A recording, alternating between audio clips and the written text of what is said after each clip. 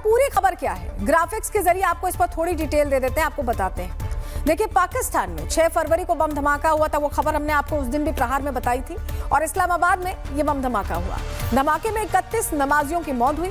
असली मास्टरमाइंड का पता अब तक नहीं चल पाया इस मामले में। पहले कहा गया था कि हमलावर अफगानी है, फिर ISS खुरासान से हमले की जिम्मेदारी लेने की बात आई, लेकिन अब सच धीरे धीरे सामने आ रहा है। क्योंकि हमले की वजह शिया सुन्नी नफरत है। ये नफरत का खेल हमले की वजह है। शिया मस्जिद में हमले के पीछे सुन्नी शख्स का नाम आ रहा है। सुन्नी मुल्ला मुनीर पर अब उंगली उठा रहे हैं। पाकिस्तानी नेता सईद अहमद का आरोप है कि सेना ने दहशतगर्दों को पाला पोसा है और यही दहशतगर्द अब हमले कर रहे हैं। पूर्व मेयर आदिल रजा ने भी इसको लेकर हिंट दिया था।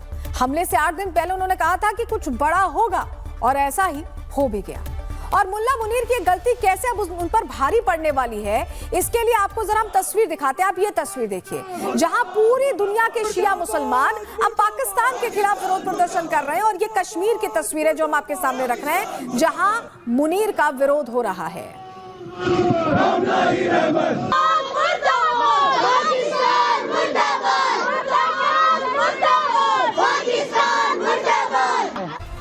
और देखिए, इन तस्वीरों को देखने के बाद पाकिस्तान के अंदर से कैसी खबरें सामने आ रही हैं, तो आपको अगली तस्वीर के जरिए हम बताते हैं, जहां पाकिस्तान के पूर्व सेना प्रमुख वॉशरूम में लड़खड़ा कर गिर गए। अब देखिए, बाजवा वॉशरूम में लड़खड़ा कर गिर गए, तो वहीं ख्वाजा आसिफ सदन में खुलकर कह रहे हैं कि पाकिस्तानी सेना ने देश के लिए नहीं बल्कि खुद के लिए लड़ाई लड़ी है। सुनवाते हैं आपको। कोई इस्लाम के लिए या मजहब की मोहब्बत के लिए शिरकत नहीं की थी। दोनों डिक्टेटरों को लेजिटिमेसी चाहिए थी और एक सुपर पावर की जो है तायीद चाहिए थी, इसलिए हमने की थी। One should be very clear about it कि वो जहाद था, कोई जहाद वगैरह नहीं था।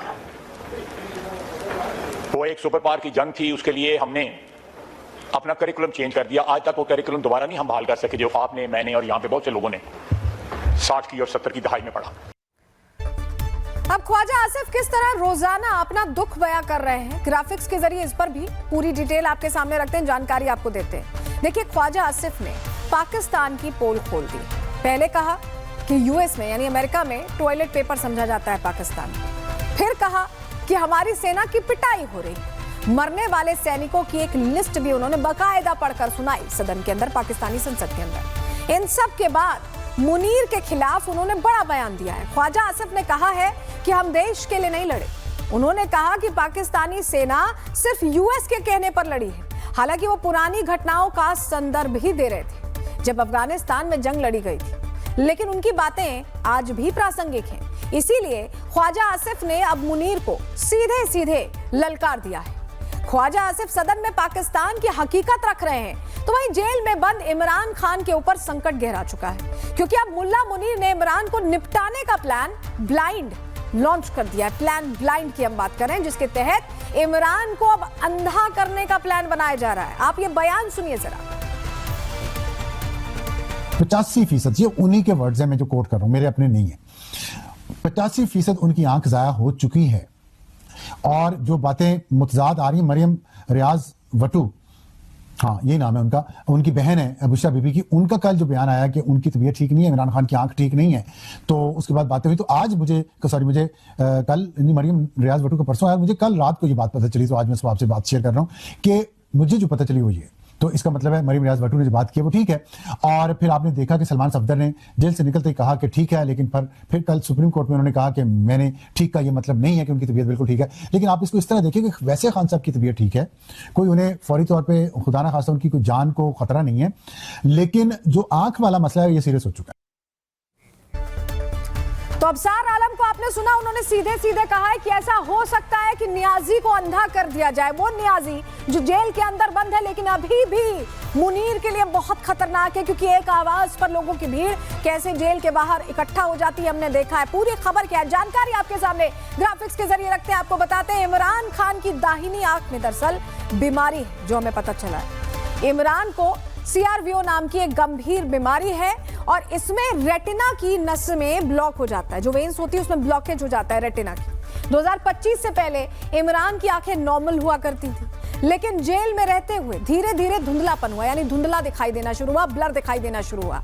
जनवरी में इमरान को अस्पताल ले जाया गया और रिपोर्ट आई कि दाहिनी आंख में सिर्फ 15% ही रोशनी है, सिर्फ 15% विजिबिलिटी है। कुछ रिपोर्ट्स में 85% का नुकसान भी कहा गया है। इमरान ने वकील से कहा कि पूरी रोशनी चली गई है अब, यानी जो 15% थी वो भी नहीं बची। इलाज के बाद भी बहुत कम सुधार हुआ, इमरान ने ये कहा। ये सूत्रों के हवाले से हमें पता चला। पाकिस्तान सुप्रीम कोर्ट ने अब आंख की रिपोर्ट मांग ली है कि हो क्या रहा है जेल में नियाजी के साथ। आरोप है कि इमरान को इलाज तक नहीं दिया जा रहा है जेल के अंदर, आप समझ रहे हैं, जिससे कि स्थायी नुकसान का खतरा अब बढ़ गया। और शायद यही मंशा है मुनीर की कि स्थायी नुकसान हो जाए, दिखना बंद हो जाए इमरान को।